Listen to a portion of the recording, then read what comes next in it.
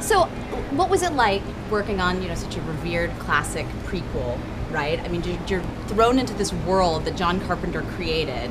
Talk about that a little bit. I think it was really exciting, but also I think we all had a little bit of pressure on our shoulders, as we should, because we all love the Carpenter version. Every single one of us involved in the film were huge fans coming into it, and we all kind of had the same feeling of like, let's not mess this up, guys. Let's make a good movie. Let's make these fans proud. Let's make them happy. And everyone, felt that way. Like rising up to the producers, they had such a smart take on the material, and they were so adamant about keeping the integrity of the Carpenter version and staying in that world and keeping the subtlety and the slow burn and the character development.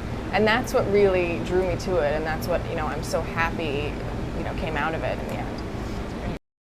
We're lucky to have everybody on board to make that movie. It's not somebody fighting to make the generic version versus the storytelling version.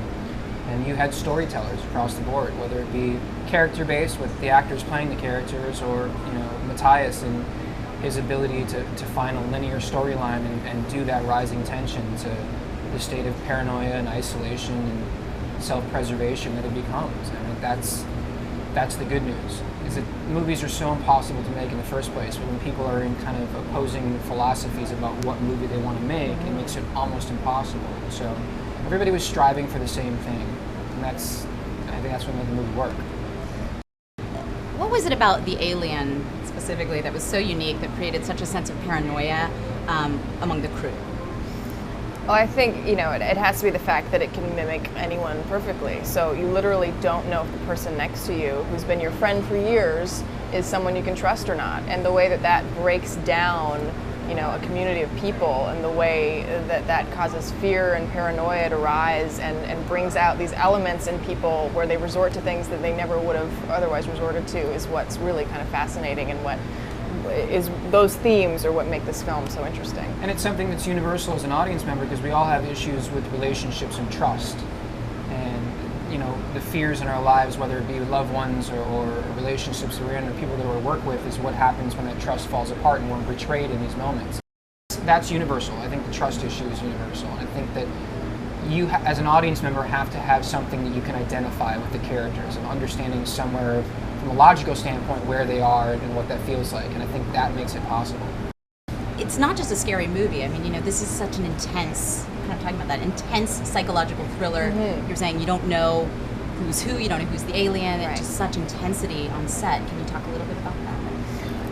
It's funny, because I think it was a really fun set overall. We had, especially with this group of Norwegian actors who were so excited to be there every day, and who had this just unadulterated joy at all times, and it was kind of, you couldn't help but just sort of catch it yourself.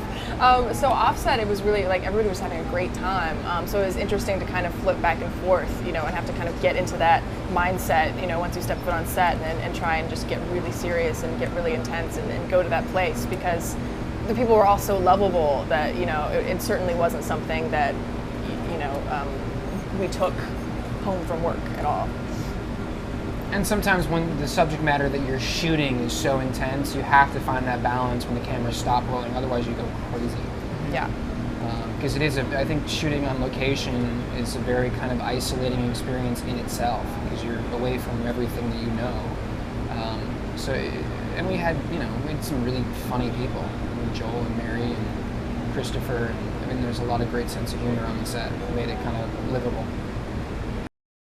I've never seen an alien transformation like that ever. Can you talk a little bit about if that was fun or kind of disgusting to film those scenes? Right.